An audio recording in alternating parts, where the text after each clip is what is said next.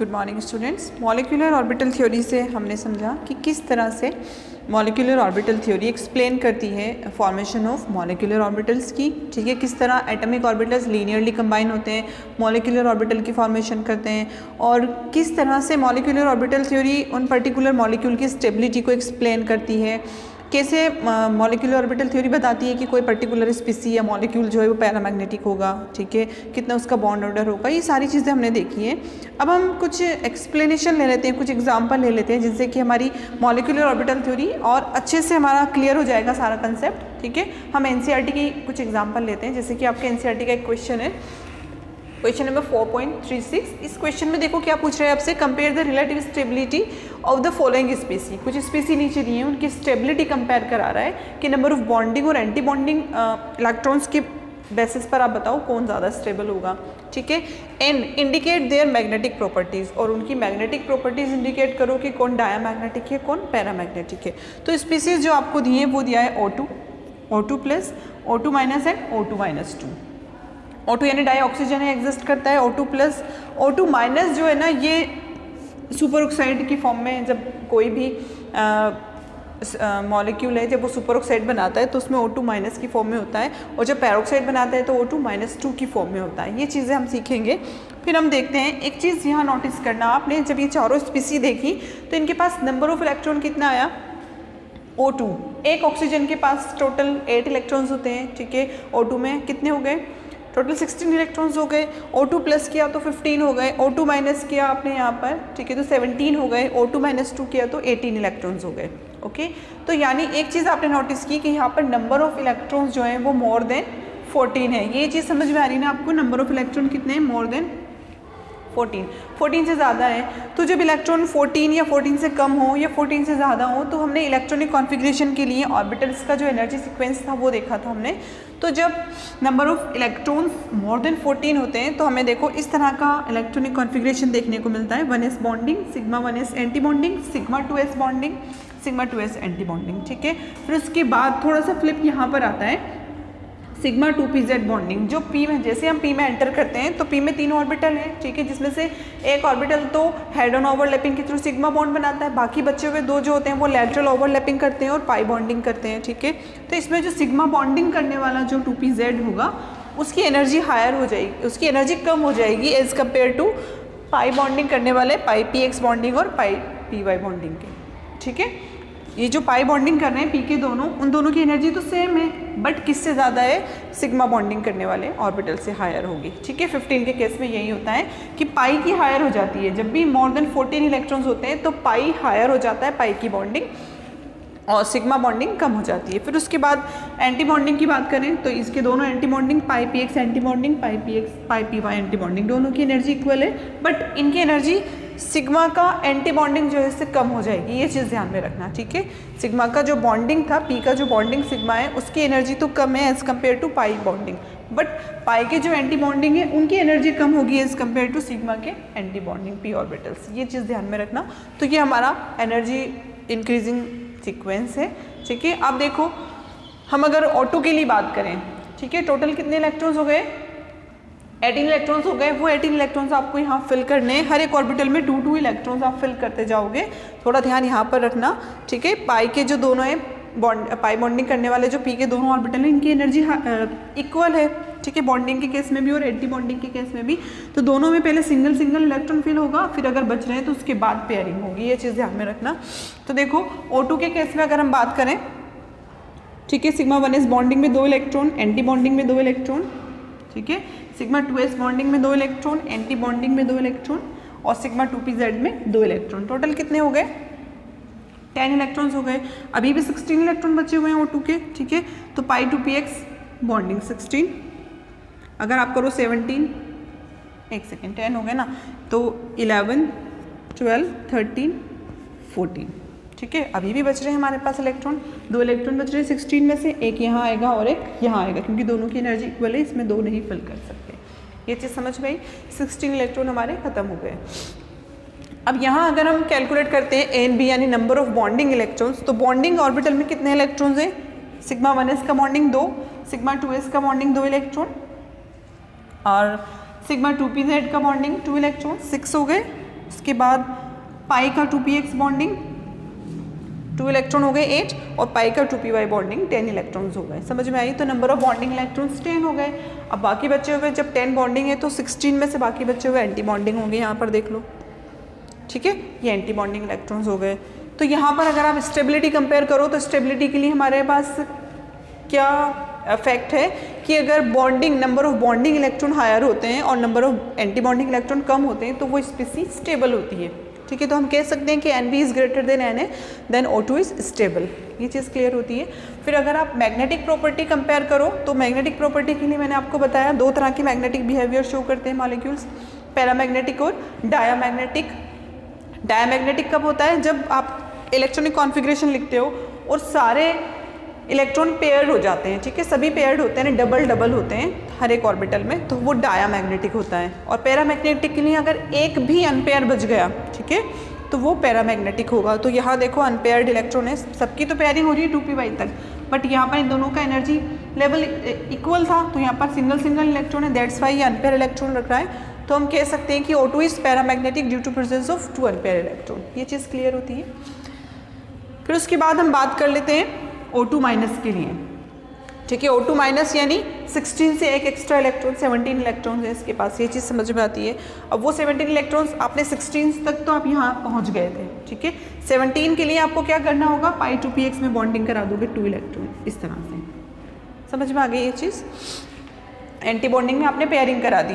अब यहाँ देखो अगर हम बात करें नंबर ऑफ बॉन्डिंग इलेक्ट्रॉन कितने हो गए आपके पास? बॉन्डिंग तो आपके 10 ही रहेंगे, ठीक है, सॉरी 6 O2 माइनस नहीं, सॉरी O2 प्लस की बात करेंगे पहले, O2 माइनस से पहले O2 प्लस की बात करेंगे, ठीक है। 16 में से आपको एक माइनस करना होगा, O2 प्लस 1 चार्ज यानी 15 इलेक्ट्रॉन्स हो गए, ओके। 16 के लिए आप यहाँ तक पहुँचे थे, 15 के लिए क्या करोगे? एक इलेक्ट्रॉन यहाँ से रिमूव करोगे, ठीक है। ये O2 प्लस का इलेक्ट्रॉनिक कॉन्फ़िगरेशन हो गया। समझ में आती है ये चीज़? O2 प्लस का इलेक्ट्रॉनिक कॉन्फ़िगरेशन क्या शो कर रहा है? नंबर ऑफ बॉन्डिंग तो 10 रहेंगे, एंटी बॉन्डिंग क्या हो गए? एक चला गया ना यहाँ से, तो 5 एंटी बॉन्डिंग हो गए। स्टेबिलिटी देखो तो बॉन्डिंग अभी भी हायर है, तो ये भी स्टेबल है, O2 प्लस भी एग्जिस्ट करता है, स्टेबल है। और अगर मैग्नेटिक प्रॉपर्टी देखो तो देखो एक सिंगल अनपेयर इलेक्ट्रॉन तो यहाँ बचा हुआ है ना, ठीक है। तो हम कह सकते हैं कि O2 प्लस भी क्या है? पैरामैग्नेटिक है, ठीक है। तो इस तरह से हम कंपेयर करते हैं। फिर उसके बाद अगर हम बात करें O2 माइनस की, O2 माइनस ही है ना, सुपर ऑक्साइड O2 माइनस, यहाँ पर O2 यानी 16 इलेक्ट्रॉन से एक इलेक्ट्रॉन एक्स्ट्रा हो रहा है, 17 इलेक्ट्रॉन्स हो रहे हैं। अब उन 17 को कैसे फिल करोगे? ये 15 था, ये 16 हुआ, और 17 के लिए आपको क्या करना पड़ेगा? यहाँ पेयरिंग करानी पड़ेगी एंटी बॉन्डिंग में, ओके। तो नंबर ऑफ बॉन्डिंग इलेक्ट्रॉन कितने हो गए? बॉन्डिंग इलेक्ट्रॉन तो हमारे पास यहाँ पर 10 ही रहेंगे, और number of anti bonding electron कितने हो जाएंगे? 17 है ना, 7 हो जाएंगे।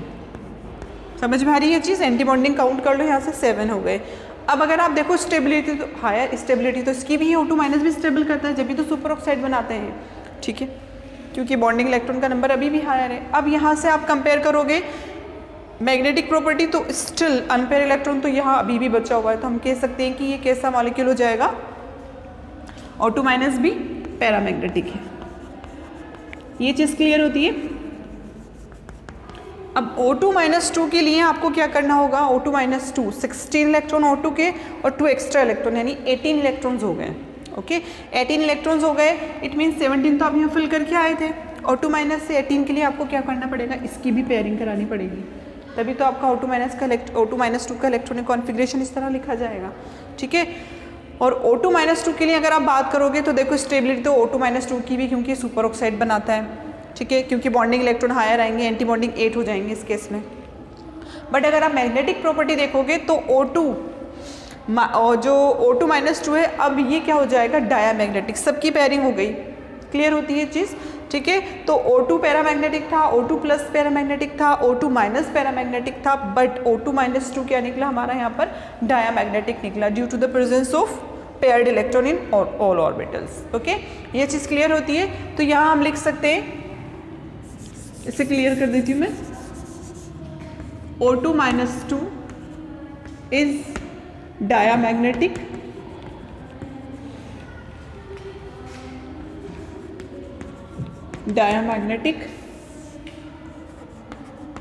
Due to presence of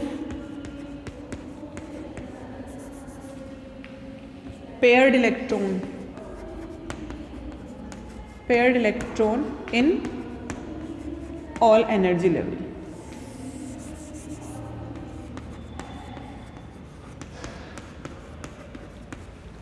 okay, ये चीज़ क्लियर होती है। अब जैसे यहाँ क्वेश्चन तो पूछा नहीं है आपसे पूछ सकता है, इनका बॉन्ड ऑर्डर पूछ सकता है। तो बॉन्ड ऑर्डर के लिए फॉर्मूला क्या है? Half of NB minus NA। ठीक है, आपने बॉन्डिंग इलेक्ट्रॉन में से एंटी बॉन्डिंग माइनस किया और उनको हाफ कर दिया। ठीक है, जैसे कि अगर आप O2 के केस में देख लो, बॉन्डिंग कितने हैं? 10 है, एंटी बॉन्डिंग कितने हैं? 6 है, माइनस किया 4 आ गए, उसका हाफ किया तो 2 आ गया। यानी O2 में ऑक्सीजन और ऑक्सीजन के बीच में बॉन्ड ऑर्डर 2 होता है, O डबल बॉन्ड O, इस तरह बता सकते हैं। फिर उसके अलावा अगर आप बात करो O2 प्लस में, तो यहाँ फ्रैक्शन में आएगा। ठीक है, 2.5 आ जाएगा, फ्रैक्शन में आएगा। तो जो यही चीज़ हमें प्रूव करनी है कि जो हमारी मॉलिक्यूलर ऑर्बिटल थ्योरी है वो बॉन्डिंग को फ्रैक्शन में भी बताती है, कि जो बॉन्ड ऑर्डर है वो फ्रैक्शन में भी हो सकता है। ठीक है, तो यहाँ हम कंफ्यूज नहीं होंगे। तो इस तरह से हम इन क्वेश्चंस को करते हैं, आप इन्हें नोट डाउन करो।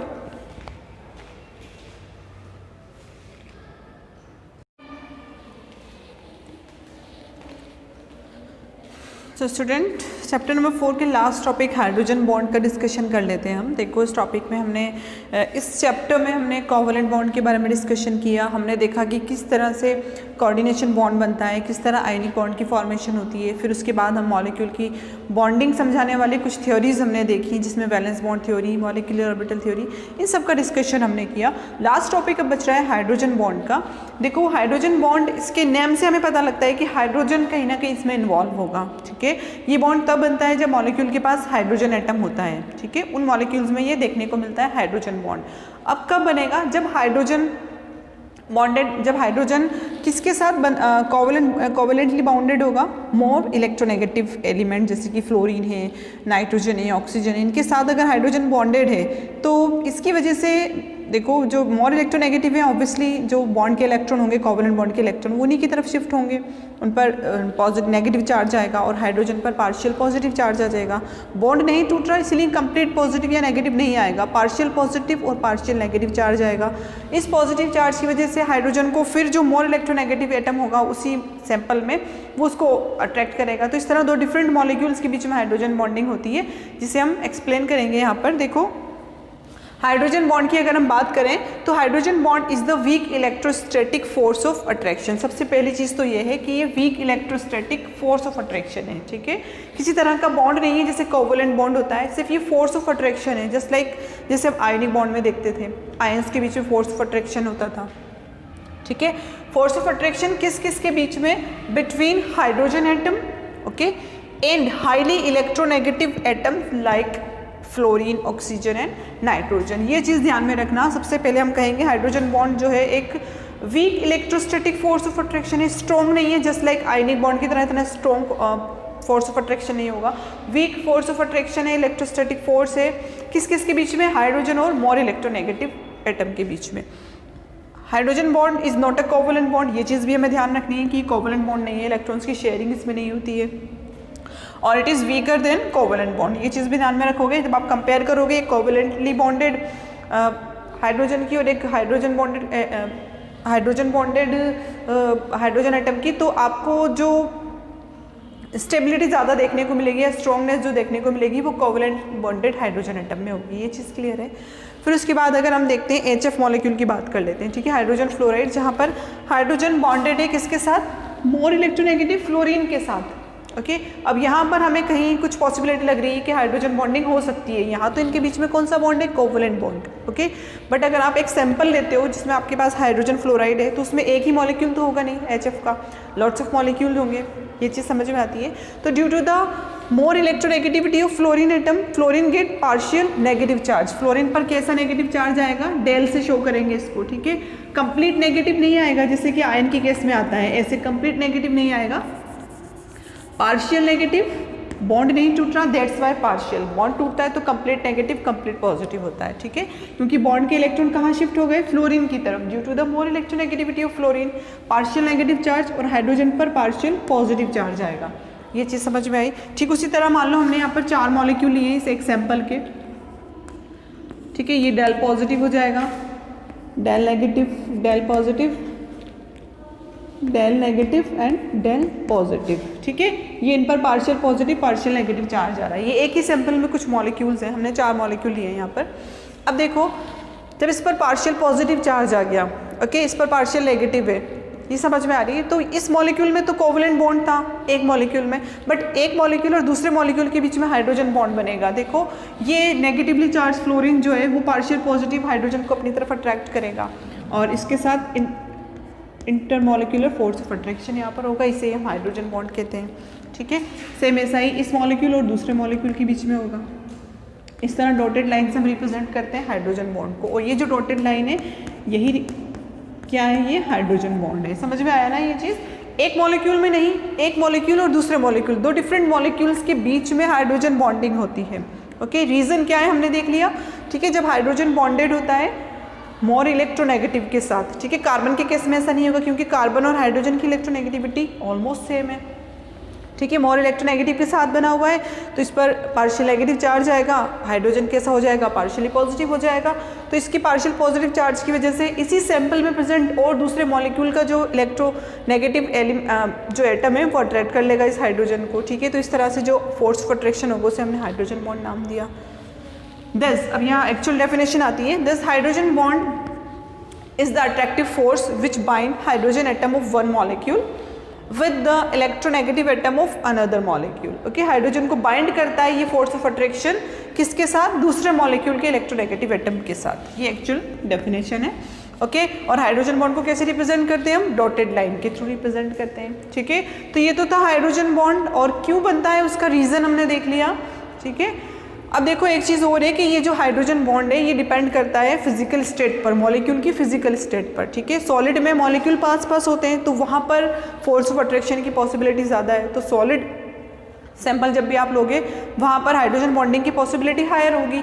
जबकि गैसियस मॉलिक्यूल में मॉलिक्यूल क्या होते हैं, गैसेस में दूर दूर होते हैं तो उनके बीच में फोर्स ऑफ अट्रैक्शन की पॉसिबिलिटी थोड़ी कम हो जाती है, ठीक है। तो वहाँ पर हाइड्रोजन बॉन्डिंग का मैग्नीट्यूड कम हो जाता है गैसेस के केस में। और उसके अलावा ये जो हाइड्रोजन बॉन्ड है ये मॉलिक्यूल की स्ट्रक्चर को, मॉलिक्यूल की प्रॉपर्टीज़ को भी हम कह सकते हैं कि अफेक्टेड करता है। कैसे अफेक्ट करता है, कैसे मॉलिक्यूल की स्ट्रक्चर, मॉलिक्यूल की प्रॉपर्टी चेंज हो जाती है due to the hydrogen bonding, वो हम डिस्कस करेंगे। आप इसको नोट डाउन कर लो।